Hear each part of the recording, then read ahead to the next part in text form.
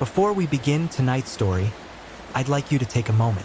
Wherever you are right now, whatever time it is in your corner of the world, leave a comment below telling me where you're listening from and what time it is there. And if you're settling in for this journey with me, please hit that subscribe button and give this video a like. It helps more people find these stories that deserve to be told. Tonight, I'm going to tell you about a young man who vanished in the early hours of a December morning. A young man whose disappearance would become one of Ireland's most haunting unsolved mysteries. This is the story of Trevor Deely. December 2000. The world was caught between centuries, between millennia. Y2K had come and gone without incident, and Dublin, Ireland's capital city, was experiencing a period of unprecedented prosperity.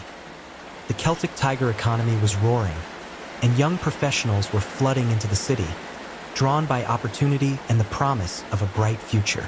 Among them was Trevor Deely, 22 years old, dark-haired, clean-cut, with an easy smile that put people at ease. Trevor was the kind of young man parents hoped their children would become. Responsible, hardworking, thoughtful. He'd grown up in the village of Naas, County Kildare, just about 30 kilometers southwest of Dublin. His childhood was unremarkable in the best possible way. Stable, loving, normal.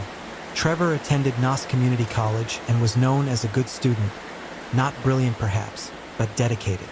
He played hurling, that uniquely Irish sport that combines the speed of hockey with the aerial skills of lacrosse. He had friends. He had dreams. He was, by all accounts, an ordinary young man with an ordinary life stretching out before him. After finishing school, Trevor didn't waste time. He secured a position with Bank of Ireland Asset Management in Dublin's financial district. It was exactly the kind of job ambitious young people sought during those boom years. The work was demanding but rewarding. Trevor was good at it. He'd moved into an apartment he shared with friends in the South Dublin suburb of Rathgar, commuting into the city centre each day like thousands of others. Those who knew Trevor well described him as reliable to a fault. If he said he'd be somewhere, he'd be there. If he made a commitment, he kept it. His parents, Michael and Deely, had raised him with strong values, and those values showed in everything he did. In December 2000, Trevor had been seeing a woman for some time. He was happy. His career was progressing. Christmas was approaching. Life was good. He had no way of knowing that he had just days left to live. Thursday, December 7th, 2000. It was the night of the Bank of Ireland Asset Management Christmas party, held at Buck Whaley's nightclub on Leeson Street in Dublin's city centre. These office parties were a December tradition, a chance for colleagues to let loose before the holiday break. Trevor attended with his co-workers, dressed casually but neatly, ready for a night of drinks and dancing. The party was typical of such events. Music pounding, drinks flowing, conversations shouted over the din. Trevor mingled with colleagues, laughed at inside jokes, enjoyed himself. By all accounts, he was in good spirits, though witnesses would later say he didn't seem particularly intoxicated. He was pacing himself, as was his nature. The party wound down in the early hours of Friday morning. Most of Trevor's colleagues headed home, scattering across the city to their various neighborhoods. But Trevor had other plans. Here's where his actions become significant. Instead of going directly home to his apartment in Rathgar, Trevor made the decision to return to his office at Bank of Ireland Asset Management on Wilton Terrace, near the Grand Canal. His reason: he'd left behind items he needed for work the next day. He had to retrieve them. Think about that decision for a moment. It's approximately 3:30 in the morning. The streets of Dublin are largely empty. The temperature is hovering just above freezing. And Trevor, tired from a night of socializing, makes the choice to go back to his office rather than dealing with it in the morning. It speaks to his sense of responsibility, his dedication to his work. But it also meant he was alone in the city center in the dead of night. Trevor arrived at his office building around 3:35 a.m. The building's security system logged his entry using his access card. He went upstairs, gathered what he needed, and prepared to leave. But before he did, he called his girlfriend from the office phone. The call was brief, normal, Nothing alarming. He told her he was heading home. She had no reason to worry. At approximately 3:55 a.m., Trevor left the office building. He would never be seen alive again by anyone who knew him. What happened next has been reconstructed through CCTV footage from cameras positioned around the area. This footage would become crucial to the investigation, providing the last verified sightings of Trevor Deely. But it would also raise more questions than it answered. At 3:55 a.m., security cameras captured Trevor leaving his office building on Wilton Terrace. He's carrying an umbrella because it's raining. Not a downpour, but steady, cold December rain. He's wearing his work clothes from earlier in the day, practical for the weather. Trevor begins walking. His destination is presumably home, to his apartment in Rathgar. The most direct route would take him along the Grand Canal, then south through Ranelagh. It's a walk he'd made many times before, though perhaps not usually at 4 in the morning. But something happens almost immediately. The CCTV footage shows Trevor stopping near the Bank of Ireland ATM on Haddington Road, just moments after leaving his office. He appears to be talking to someone. The footage isn't clear enough to show details, but Trevor seems to be engaged in conversation with another person. This person becomes known in the investigation as the Man in Black. He's dressed entirely in dark clothing. The footage shows him standing near Trevor, apparently talking with him for several minutes. Later analysis of the footage would reveal something unsettling. This same man had been spotted on CCTV nearly 3 hours earlier, around 1 a.m., in the vicinity of Trevor's office building. He appeared to be waiting, watching. Who was this man? What did he want? Why had he been in the area for hours? Trevor's conversation with the man appears casual, at least from what can be discerned from the grainy footage. There's no obvious signs of distress or conflict. After a few minutes, Trevor continues walking, heading away from the city center. The Man in Black doesn't immediately follow. At 4:14 a.m., more CCTV footage captures Trevor on Haddington Road, still walking in the direction of home. He's alone now, moving at a normal pace. The umbrella is up against the rain. But there's something else in this footage. Something that would send chills down the spines of investigators when they analyzed it carefully. Another figure can be seen following Trevor, walking behind him at a distance of perhaps 50 to 75 meters, matching his pace. This appears to be a different person from the Man in Black, though the footage isn't clear enough to be certain. This person is keeping their distance, but there's something deliberate about the way they're following Trevor's path. This footage, captured at 4:14 a.m. on December 8, 2000, shows the last confirmed sighting of Trevor Deely. He walks out of frame, continuing toward home. The figure behind him also disappears from view, still following at that same measured distance. And then nothing. Trevor Deely vanishes into the rainy Dublin night. When Trevor didn't arrive at work on Friday morning, December 8th, his colleagues initially weren't overly concerned. Perhaps he'd overslept after the Christmas party. Perhaps he'd decided to take a sick day. It happened. But as the morning wore on and Trevor didn't call, didn't answer his phone, didn't respond to messages, concern began to grow. This wasn't like Trevor. He was reliable, responsible. If he couldn't make it to work, he would have called. His colleagues contacted his flatmates in Rathgar. Had they seen Trevor? Was he at home? No. Trevor's flatmates hadn't seen him. He hadn't come home the previous night. His bed hadn't been slept in. The concern deepened into genuine worry. Trevor's parents, Michael and Anne, were contacted. They immediately drove from Naas to Dublin. By Friday evening, less than 24 hours after Trevor was last seen, his family filed a missing person report with the Gardaí, the Irish police force. The initial police response was measured. Young men sometimes disappear after nights out. They turn up embarrassed a day or two later with stories of impromptu trips or staying with friends. The first 48 hours of any missing person case are often characterized by this cautious optimism. But Trevor's family knew better. They knew their son.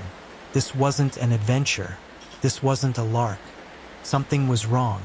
The Gardaí began their investigation. They retraced Trevor's movements from the night before. They spoke with his colleagues from the Christmas party. They examined his financial records. His bank accounts hadn't been accessed. His mobile phone signal had gone dead sometime in the early hours of Friday morning, somewhere in the general area of his last known location.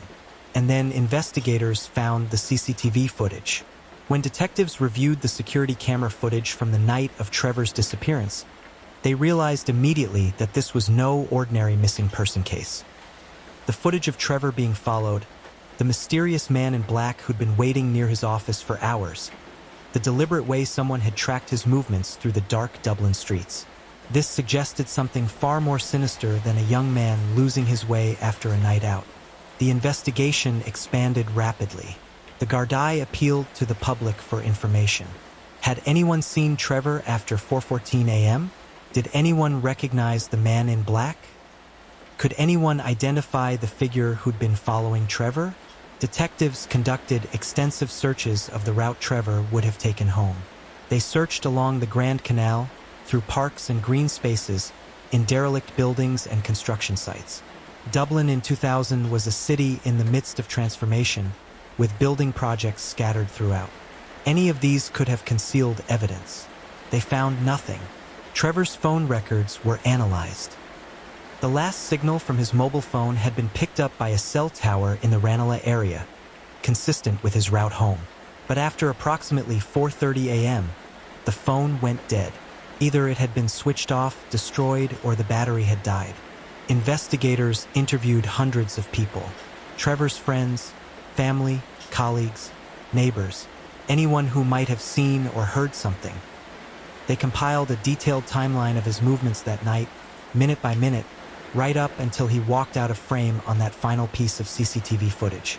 The man in black became a primary focus. Who was he? Witnesses were shown the footage, but no one could positively identify him.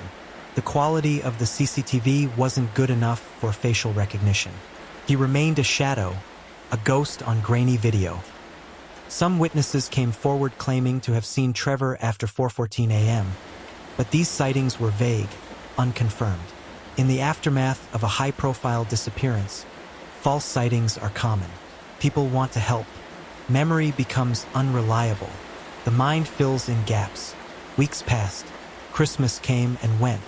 The Dealey family spent what should have been a joyous holiday in anguish, not knowing whether their son was alive or dead, hoping for a miracle that didn't come. The investigation continued into the new year. Detectives followed every lead, no matter how unlikely. But Trevor had seemingly vanished without a trace. No body, no witnesses to an abduction or attack, no evidence of foul play beyond the disturbing CCTV footage. Ireland is an island. It's relatively small. In theory, it should be difficult to disappear completely. But the reality is that with enough planning, enough luck, or enough secrecy, a person can vanish even in plain sight. Or perhaps more accurately, someone can make a person vanish. In the absence of concrete evidence, theories proliferated about what happened to Trevor Dealey. The most obvious theory, supported by the CCTV footage, was that Trevor had been abducted and murdered. The man in black, whoever he was, had been waiting for Trevor, had followed him, had struck when the opportunity presented itself. But who was this person and why would they target Trevor? Investigators considered several possibilities. Was it a random attack? Dublin in the early 2000s, like any major city, had its share of violent crime. Could Trevor have simply been in the wrong place at the wrong time, targeted by a predator looking for a victim? The fact that the man in black had been waiting for hours suggested premeditation, but perhaps he'd been waiting for any suitable target, and Trevor happened to be the one who appeared. Or was it personal? Did Trevor know his attacker? The conversation captured on CCTV appeared relatively casual, suggesting Trevor might have recognized the man. But investigators couldn't identify anyone in Trevor's life who would want to harm him. He had no enemies, no conflicts, no dangerous entanglements. Another theory focused on Trevor's work. Bank of Ireland Asset Management dealt with significant sums of money. Could Trevor have witnessed something, known something, been involved in something that made him a target? Investigators examined this angle thoroughly but found nothing to support it. Trevor's work was routine. He had access to no sensitive information that would warrant his elimination. Some theorized about organized crime connections, though again, there was no evidence linking Trevor to criminal enterprises. Others suggested a case of mistaken identity. Perhaps the man in black had been waiting for someone else, and Trevor had simply fit the profile. Over the years, the investigation would identify several persons of interest, individuals who couldn't fully account for their whereabouts that night or who had suspicious connections to the area. But without evidence, suspicion remained just that. Suspicion. The frustrating reality was that despite the CCTV footage, despite hundreds of interviews, despite extensive searches, the investigation had no breakthrough. Trevor Deely had walked into the rain-soaked darkness of Dublin in December 2000, followed by an unknown figure, and had never emerged. For Trevor's family, the years that followed his disappearance were a special kind of torture. Not knowing is, in many ways, worse than knowing the worst. When someone dies, there's grief, but there's also closure. There are rituals, funerals, burials, mourning. The pain is acute but finite. When someone disappears, there's no closure. Only questions. Only absence. Only the terrible not knowing that stretches out day after day, year after year. Michael and Deely never stopped searching for their son. They became fixtures at Garda press conferences, appealing for information, keeping Trevor's case in the public eye. They worked with missing person organizations. They distributed flyers. They maintained a website dedicated to finding Trevor. Every lead, no matter how unlikely, gave them hope. Every anniversary of his disappearance brought renewed media attention and renewed appeals for information. They aged visibly under the weight of their loss, but they never gave up. Trevor's siblings, his extended family, his friends all carried the burden of his absence. Birthdays passed unmarked. Christmases were shadowed by his empty chair at the table. Life continued, as it must, but always with that void, that unanswered question.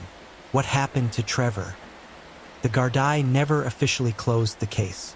It remained an active investigation, though as years passed, the number of detectives assigned to it dwindled. Resources shifted to newer cases, more recent crimes. But Trevor's file stayed open. In 2016, 16 years after Trevor's disappearance, the investigation received new impetus. Advances in technology allowed for better analysis of the original CCTV footage. Enhanced images of the man in black were released to the public. The Gardaí made renewed appeals for information. Tragically, Michael Deely, Trevor's father, passed away in 2013 without ever learning what happened to his son, and continued the vigil alone, carrying hope that had weathered more than 2 decades of disappointment. Today, more than 24 years after Trevor Deely walked out of his office building into the rain, his disappearance remains unsolved. He has never been found. No one has ever been charged in connection with his disappearance. The man in black has never been identified. Trevor would be 47 years old now if he's still alive. But everyone involved in the case believes he died that night in December 2000, somewhere in Dublin, at the hands of someone who has never been brought to justice. His case represents one of Ireland's most frustrating unsolved mysteries. Unlike many missing person cases where there's ambiguity about what happened, the CCTV footage provides a roadmap of Trevor's final hours. We know he was followed. We know someone had been waiting for him. We know almost exactly when and where he disappeared. What we don't know is who took him or why, or where his remains might be. The Gardaí continue to appeal for information. Someone, somewhere, knows something about what happened to Trevor Deely. Perhaps it's the man in black himself, now older, perhaps carrying the weight of his crime for more than 2 decades. Perhaps it's someone who was told a secret, shown something, asked to help hide evidence. Perhaps it's someone who saw something that night and didn't realize its significance until years later. The human mind is remarkable in its ability to rationalize, to suppress, to forget. But conscience has a way of resurfacing. Secrets have a way of eating at those who keep them. If you have any information about the disappearance of Trevor Deely, No matter how insignificant it might seem, the Gardai want to hear from you. Tips can be provided anonymously. After 24 years, there may be no legal consequences for coming forward, but there could be peace. For Trevor's family, for those who loved him, for Trevor himself. Somewhere in Ireland, Trevor Deely's remains likely rest in an unmarked location, waiting to be found. His family deserves to bring him home. He deserves to be laid to rest properly, with dignity, with the love that surrounded him in life. The rain that fell on Dublin that December night in 2000 has fallen thousands of times since. The streets Trevor walked are still there, though the city has changed around them. Life has moved on as it always does, but some questions refuse to fade. Some absences refuse to fade. Some absences refuse to be filled. What happened to Trevor Deely? Until that question is answered, his case remains a wound in the heart of everyone who knew him, everyone who's followed his story, everyone who believes that the missing deserve to be found and the truth deserves to be told. If you found this story meaningful, please remember to like this video and subscribe to the channel. Share Trevor's story. Keep his memory alive. Sometimes that's all we can do for those who vanished. Sometimes it's enough to remember. Thank you. Story 2. Before we begin our journey tonight, I want you to do something for me. Look at the time where you are right now. Notice where you're listening from. Drop a comment below telling me your location and what time it is in your part of the world. And if you're settling in to hear this story with me, please hit that subscribe button and leave a like on this video. It helps others discover these mysteries that deserve to be explored. Tonight, I'm going to tell you about something that happened on a September evening in 1952, in a small town in West Virginia. Something that terrified a group of witnesses so thoroughly that some of them would suffer physical symptoms for weeks afterward. Something that drew the attention of the United States Air Force and has never been adequately explained. This is the story of the Flatwoods Monster. Flatwoods, West Virginia.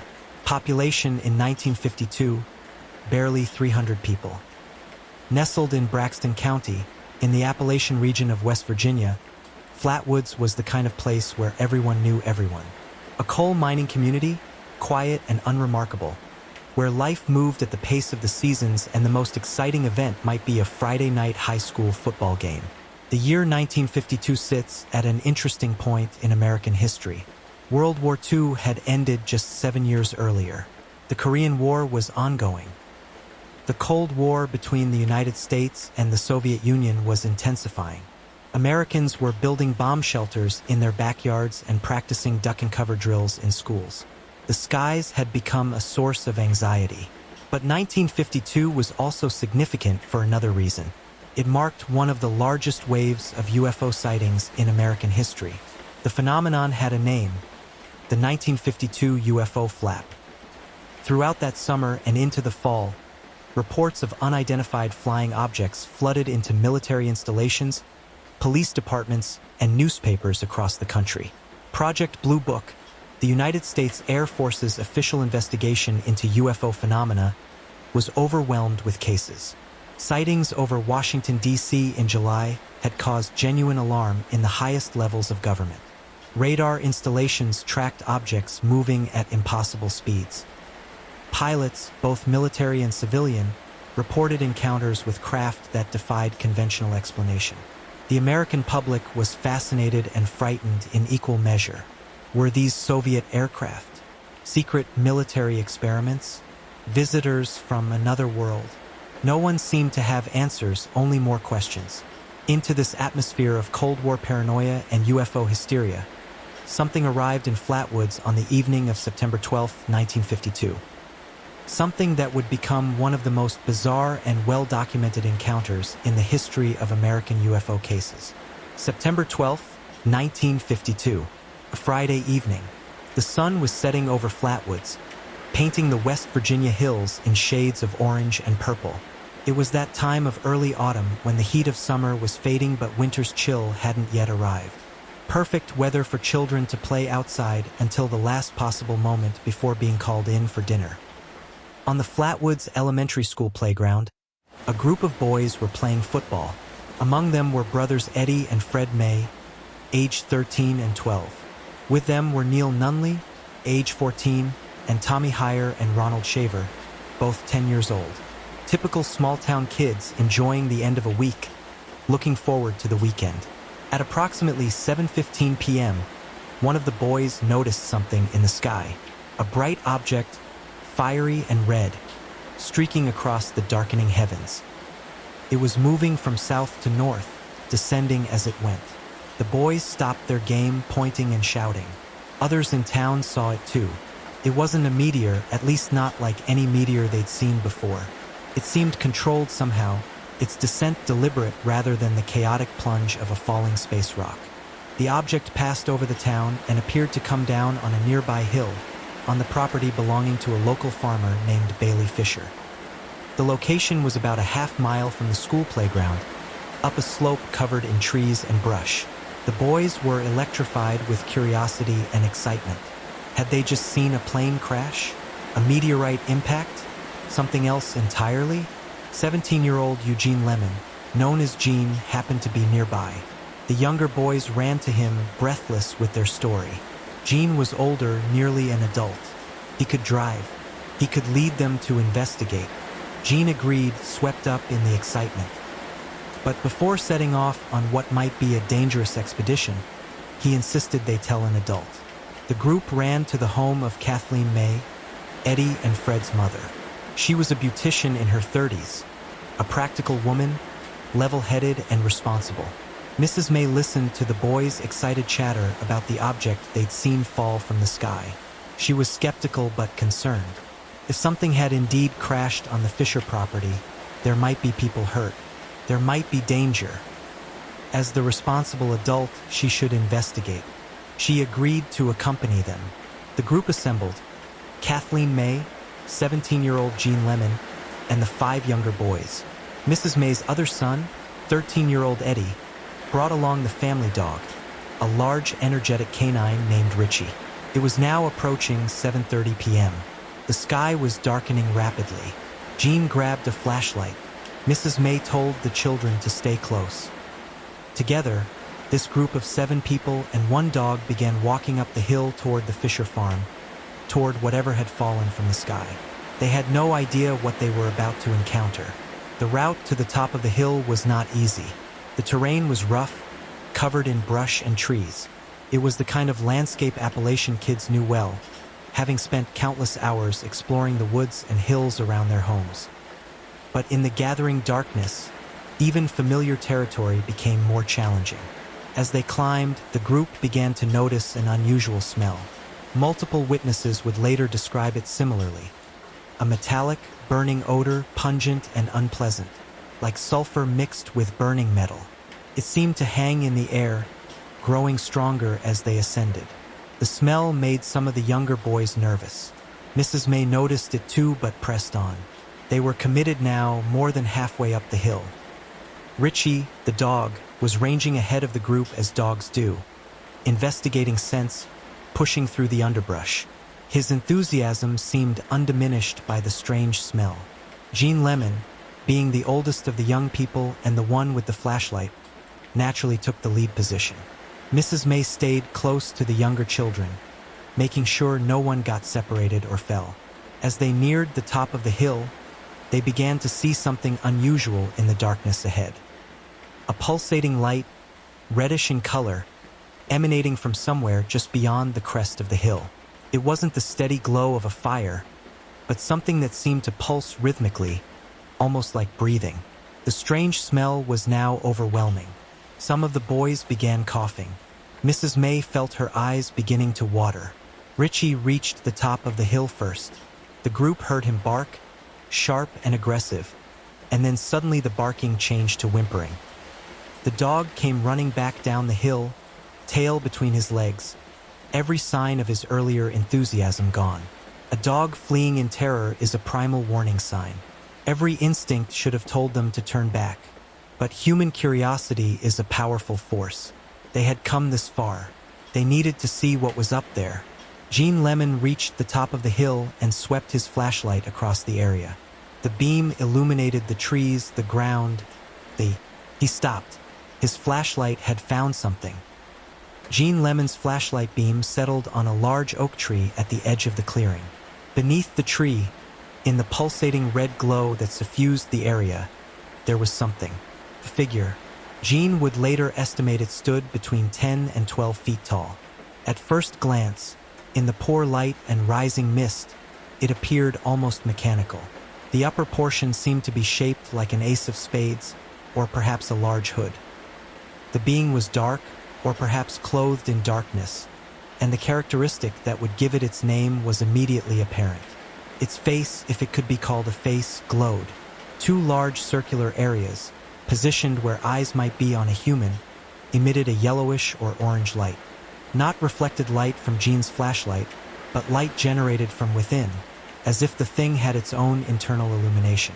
Below this hood-like structure, the body seemed less distinct. Some witnesses would later describe it as having a dark, pleated or corrugated lower portion. Others mentioned what might have been small arms or appendages that seemed to reach forward. The thing made no sound that anyone could clearly identify. It simply hovered there or stood there, approximately 3 feet above the ground according to some witnesses, though in the chaos of the moment, exact measurements were impossible. Jean Lemon stood frozen, his flashlight beam locked on this impossible figure. Mrs. May and the boys reached the top of the hill behind Jean. They saw it too. What happened next occurred in seconds, though to the witnesses it seemed to unfold in slow motion. The creature began to move, not walking but gliding or floating toward the group. The movement was smooth, steady, deliberate. As it approached, the terrible smell intensified. Several of the boys began to gag. Mrs. May felt a burning sensation in her throat and nose. Jean Lemon's nerve broke first. He screamed. The sound jolted everyone into action. They ran. Down the hill they fled, crashing through brush, tripping over roots and rocks in the darkness, driven by pure animal panic. The younger boys were crying. Mrs. May was shouting for everyone to stay together. No one looked back to see if the thing was following. They reached the bottom of the hill in record time, bursting out onto the road near Mrs. May's house. Several of them were coughing violently. Some were vomiting from the noxious smell they'd inhaled on the hilltop. But they were alive. They had escaped whatever that thing had been. Mrs. May immediately took charge. Jean Lemon's mother lived nearby. Mrs. May sent one of the younger boys to fetch her while she tried to calm the others and assess whether anyone was seriously injured. Jean Lemon, despite being the oldest male in the group, was in the worst condition. He was pale, shaking, hyperventilating. His mother arrived and was shocked by his appearance. The two mothers conferred quickly. Whatever these children and young people had seen on that hill, it had traumatized them severely. This wasn't a prank. This wasn't overactive imagination. Something real had happened up there. They needed to call the authorities. Within the hour, the local authorities had been contacted. Lee Stewart Jr., the co-owner and editor of the Braxton Democrat newspaper, was among the first to arrive at the May household. In a small town like Flatwoods, news traveled fast, and Stewart understood he might have a significant story on his hands. Stewart interviewed the witnesses while their memories were fresh. He was struck by several things. First, the consistency of their accounts. All 7 witnesses described essentially the same thing, with variations only in small details that one would expect from multiple observers of the same event. Second, the physical state of the witnesses. Several were still vomiting. Jean Lemon's face was swollen and red, as if he'd been exposed to something caustic. Mrs. May's throat was so irritated she could barely speak above a whisper. These were not the symptoms of mass hysteria or imagination. These people had been exposed to something physical, something that had affected them physically. Stewart decided to investigate the site himself. Accompanied by Jean Lemon, who had recovered enough to guide them despite his obvious reluctance to return to the location, Stewart and several other men climbed the hill.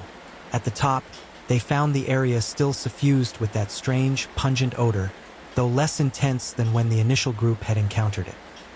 The pulsating red light, if it had ever been there as a physical object, was gone. But there were marks on the ground, impressions that suggested something heavy had rested there. Vegetation in certain areas appeared flattened or disturbed. Stewart documented what he could in the darkness. He noted the smell, which he compared to a combination of burned electrical wiring and rotting vegetation. He noted the reactions of the men with him, several of whom began to feel ill after spending time in the area. They didn't stay long. The place felt wrong somehow, malevolent even. As Stewart and his group descended the hill, Kathleen May was dealing with another crisis. The younger boys, exhausted from their terrifying experience, were finally settling down. But Gene Lemon was getting worse. The swelling in his face had increased. His throat was so constricted he was having difficulty breathing. Mrs. May made the decision to take Gene to the local doctor. At around midnight, Dr. Lockwood examined the young man. He found evidence of what appeared to be chemical exposure. Gene's throat and nasal passages were inflamed and irritated. His eyes were bloodshot and watering excessively. Dr. Lockwood treated him as best he could and recommended rest. But he was puzzled. What chemical agent could produce these symptoms? And where would a group of people in rural West Virginia encounter such a thing? He had no answers, only questions.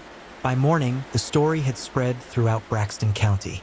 By afternoon, it had gone statewide. By evening, it was national news. The Flatwoods monster had been born. In 1952, any report of unidentified flying objects or related phenomena automatically drew the attention of the United States Air Force. Project Blue Book, headquartered at Wright-Patterson Air Force Base in Ohio, was responsible for investigating such reports. Within days of the Flatwoods incident, Air Force personnel arrived in the small West Virginia town. They interviewed witnesses. They examined the site. They collected soil samples and took photographs. The investigation was thorough, or at least appeared to be. Captain William Davidson of the Air Force conducted the primary interviews with the witnesses. He found them credible but struggled to make sense of their accounts. The description of the creature didn't match anything in the military's inventory of aircraft or equipment. The physical symptoms the witnesses experienced suggested some kind of chemical exposure, but tests on the soil samples revealed nothing unusual. The official Air Force conclusion, when it came, was disappointing to those seeking answers. Project Blue Book classified the Flatwoods case as a misidentification. According to their report, the witnesses had seen a meteor pass overhead and, in the darkness and confusion, had mistaken a barn owl perched in a tree for a monster. The pulsating red light, they suggested, might have been a navigation beacon from a nearby airport reflecting off low-hanging fog. This explanation satisfied almost no one, least of all the witnesses themselves.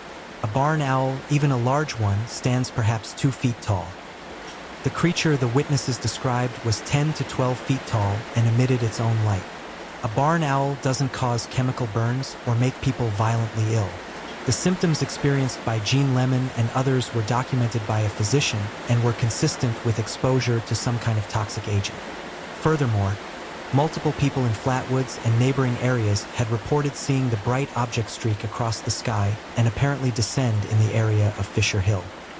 Were all of these witnesses mistaken? Had they all simply seen a meteor? The meteor explanation couldn't account for the marks on the ground at the site, the disturbed vegetation, or the lingering chemical smell that persisted for days afterward. But the Air Force had given its official verdict, and in the Cold War climate of 1952, that verdict stood. Case closed. Move along. Nothing to see here, yet questions remained. Investigators outside the official channels began looking into the case. Ufologists, as they were coming to be known, saw Flatwoods as potentially one of the most significant encounters on record. Here were multiple credible witnesses, physical evidence, documented medical effects, and an official investigation that seemed designed more to explain away than to explain. One researcher, Gray Barker, conducted extensive interviews with the witnesses and published his findings. His work brought national attention to the case and cemented its place in UFO lore. The description of the creature, with its spade-shaped head and glowing eyes, became iconic. Artists rendered interpretations based on the witness descriptions. The Flatwoods monster, also sometimes called the Braxton County Monster or the Phantom of Flatwoods, entered American popular culture. But what had really happened on that September night? For the people who actually experienced the events of September 12, 1952, the publicity and attention were not entirely welcome. Small-town life doesn't lend itself well to being thrust into the national spotlight, especially when the reason involves claims of encountering something paranormal. Kathleen May became the de facto spokesperson for the group. She gave interviews to newspapers, radio programs, and eventually television shows. She was articulate, credible, and completely consistent in her account. She never wavered from her description of what she'd seen, never embellished, never tried to profit from the experience. But the attention took its toll. Some in the community believed the witnesses. Others thought they'd been fooled by shadows and fear. Still others suggested the whole thing was a hoax, though the physical symptoms documented by Dr. Lockwood argued strongly against that theory. Gene Lemon, who had borne the brunt of the physical effects, remained traumatized by the experience. He would eventually leave Flatwoods, though he never recanted his story. Years later, in interviews, he would still describe the terror of that night, the paralyzing fear he'd felt when his flashlight illuminated that hovering figure. The younger boys grew up carrying the memory of what they'd witnessed. Some spoke about it freely. Others rarely mentioned it, tired of being known as the kids who'd seen the monster. For years afterward, some of the witnesses reported ongoing health issues they attributed to their exposure that night. Respiratory problems, chronic headaches, unexplained episodes of nausea. Whether these were truly connected to the Flatwoods encounter or were psychosomatic effects of trauma was impossible to determine definitively. The site on Fisher Hill became a minor landmark. Curious visitors would hike up to see where the encounter had occurred. The tree where the creature had appeared became a photo opportunity. Local entrepreneurs sold postcards depicting artist renderings of the monster. But gradually, as decades passed, the initial fervor faded. The witnesses aged. The physical evidence, if it had ever truly existed, was long gone. The case remained unsolved, unexplained, filed away in the archives of American UFO history. Kathleen May passed away in 1996, having spent more than 40 years standing by her account of what she saw that night. She never changed her story. She never admitted to being mistaken. Whatever was on that hill in 1952, she saw it and she knew it was real. More than 70 years have passed since that September evening in Flatwoods, West Virginia. 7 decades in which our understanding of the universe has expanded dramatically. We've landed on the moon. We've sent probes to the outer planets. We've discovered thousands of exoplanets orbiting distant stars. We know now, with virtual certainty, that life elsewhere in the universe is not just possible but probable. Yet we're no closer to explaining what happened in Flatwoods in 1952. The case has been analyzed, debated, and dissected by researchers, skeptics, believers, and scientists. Theories abound. Some insist it was exactly what the witnesses claimed, an encounter with something not of this earth. Others suggest secret military experiments, perhaps involving chemical weapons or experimental aircraft.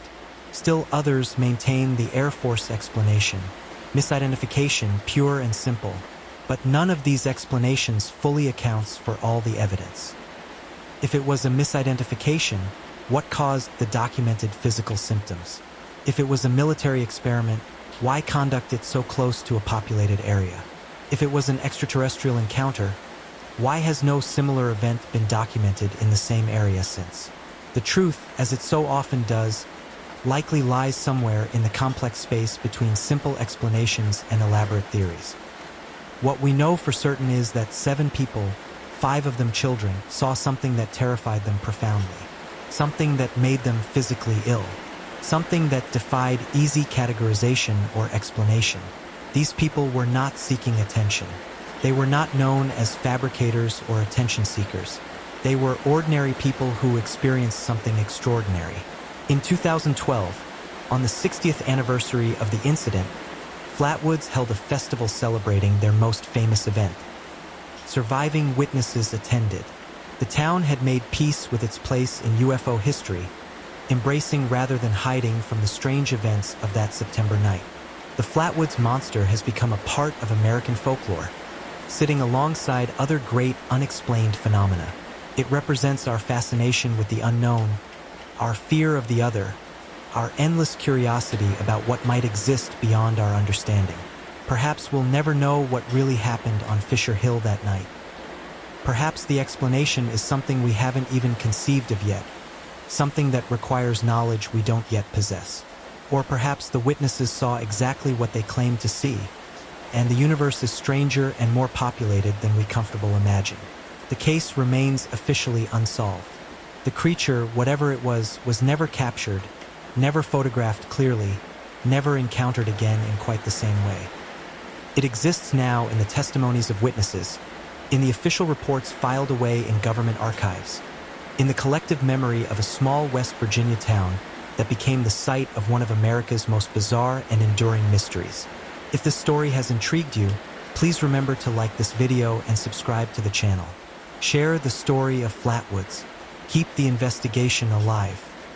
Sometimes the most important mysteries are the ones that remind us how much we still don't understand about the world around us. Thank you for listening tonight. May your dreams, whatever they hold, be less strange than the reality experienced by 7 people in Flatwoods, West Virginia, on a September night in 1952. Story 3. Good evening and welcome.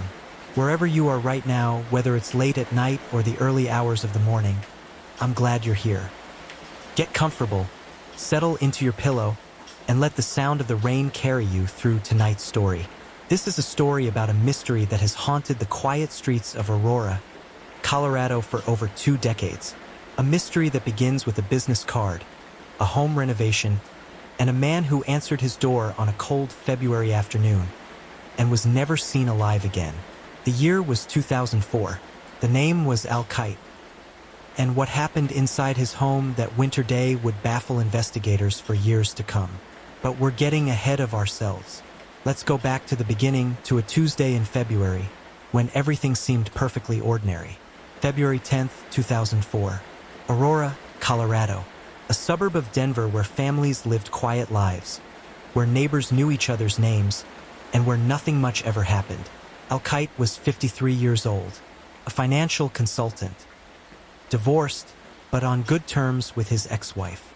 He lived alone in a modest rancher-style home on South Granby Circle, a peaceful residential street where children rode bikes and people waved to each other from their driveways. Al was the kind of man people described as dependable, responsible, the type who paid his bills on time, kept his lawn neat, and helped his neighbors when they needed it. He wasn't wealthy, but he was comfortable. He worked from home most days, managing finances for small businesses and individuals. On this particular Tuesday, Al had scheduled a meeting. A contractor was coming to give him an estimate. You see, Al had been planning some renovations to his home. Nothing major. He wanted to finish his basement, turn it into a more usable space. Maybe add some storage, make it more comfortable. So he called around, gotten some recommendations, and scheduled a few consultations with local contractors. The man who arrived at AL's door that afternoon had given him a business card. The name on the card was Bob Curtin. The company was RMC Contracting, and the address listed was on West Raven Court, also in Aurora. Al let him in. They would have walked through the house, down to the basement, discussing the work that needed to be done. Measurements, materials, timeline, cost. Just an ordinary business meeting between 2 men on an ordinary Tuesday afternoon. But something went terribly, terribly wrong. When AL's daughter tried to reach him the next day, he didn't answer. She called again and again. By Thursday, she was worried enough to drive to his house. She knocked on the door. No answer. She peered through the windows. Everything looked normal, but something felt off. She called the police. When Aurora police officers arrived at Al Kite's home on February 12, 2004, they found the doors locked. Nothing appeared disturbed from the outside. The house looked exactly as it should. Quiet, still, ordinary. But AL's daughter insisted something was wrong. Her father always answered his phone. always, and he would never go days without contacting family. The officers made the decision to enter the home. What they found inside would haunt them for the rest of their careers. Al-Qaeda was dead. His body was in the basement, in the very room where he'd planned his renovations. He had been shot once in the back of the head. Execution style. Professional. Quick. But it wasn't just the manner of death that disturbed the investigators. It was everything else. The killer had stayed in the house. For hours. Maybe even a full day. He had made himself comfortable. He'd eaten food from Al's kitchen. He'd showered. He'd changed clothes, taking some of Al's and leaving his own behind. He'd gone through Al's belongings, his papers, his life. And then, when he was ready, he'd simply walked out the front door. There was no forced entry. No signs of struggle in most of the house. Just a meticulously staged scene that told investigators this was no random robbery gone wrong. This was something else entirely. The question was, what? Detective Steve Connor was assigned to lead the investigation. A veteran of the Aurora Police Department, he'd seen his share of homicides. But this one was different. This one felt calculated in a way that made his instincts scream that they were dealing with someone dangerous. Someone organized. Someone who knew what they were doing. The first order of business was to identify the contractor. Bob Curtin, RMC Contracting. But when investigators went to the address on West Ravencourt listed on the business card, they found an empty field. No office, no business, nothing. The phone number on the card? Disconnected. Bob Curtin didn't exist. Now, you might be wondering, how does someone commit a murder and simply disappear? This is 2004. We have forensics, DNA, fingerprints, security cameras, witnesses, and you'd be right to wonder, because the killer left behind quite a bit of evidence. The problem was, none of it led anywhere.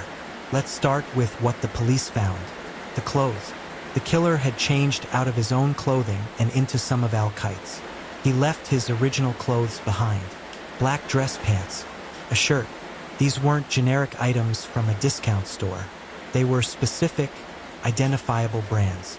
Investigators traced them, ran down every lead. But the trail went cold.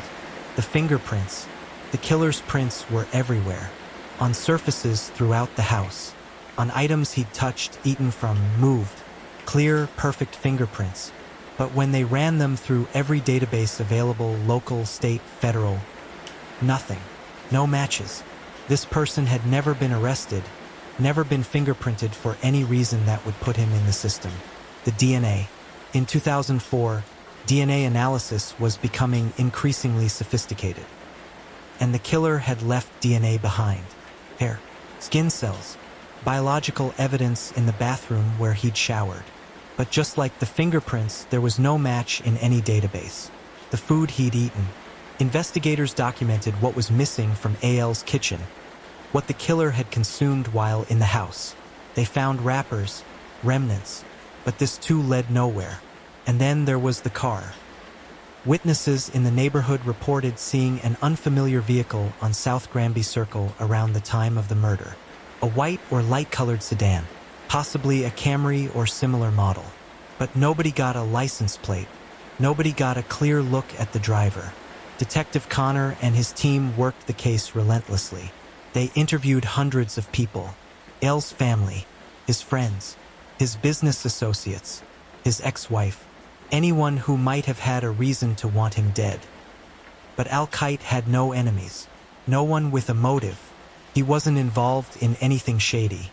He didn't owe money to dangerous people. He wasn't caught up in any kind of criminal activity. He was, by all accounts, exactly what he appeared to be. A quiet, decent man living a quiet, decent life. So why would someone target him? Why would someone pose as a contractor, gain entry to his home, kill him, and then linger for hours? The answer, investigators began to suspect, was more disturbing than a simple motive of money or revenge. As months turned into years, and the case remained unsolved, theories began to emerge. Some from investigators, some from criminal profilers, some from the community itself. The first theory was a hit. a professional assassination.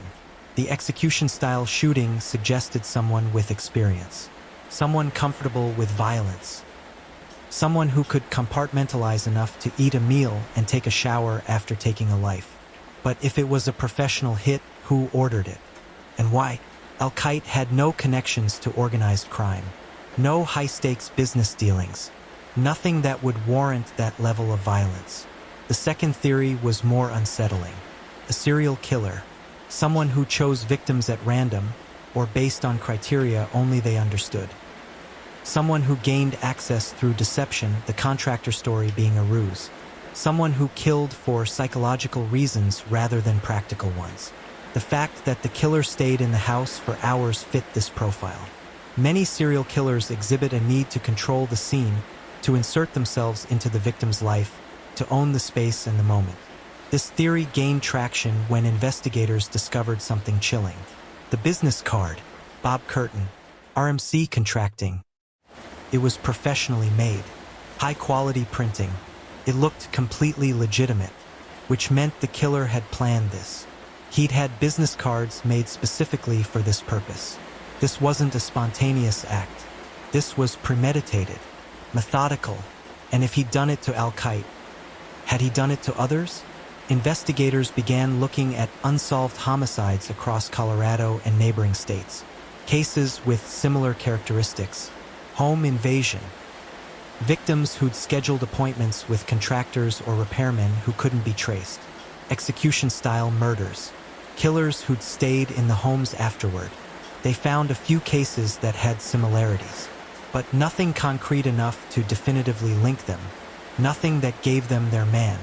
The third theory was the most random and perhaps the most frightening. Wrong place, wrong time. The killer was someone planning something bigger, something else, and had chosen Al's home for reasons that had nothing to do with Al himself. Perhaps he needed a place to hide. Perhaps he was watching someone else in the neighborhood. Perhaps Al simply had the bad luck to answer his door when a dangerous person knocked.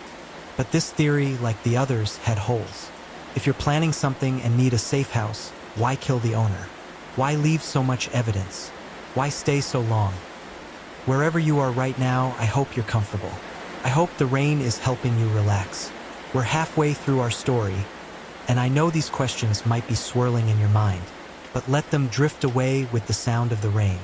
Let the mystery be just that, a mystery you're listening to from the safety of your bed. Years passed. 2004 became 2005. 2005 became 2010. The investigation never officially closed, but it went cold. The evidence was preserved. The DNA samples were kept, waiting for technology to advance, waiting for a break. Detective Steve Connor retired, but he never forgot Al-Qaeda.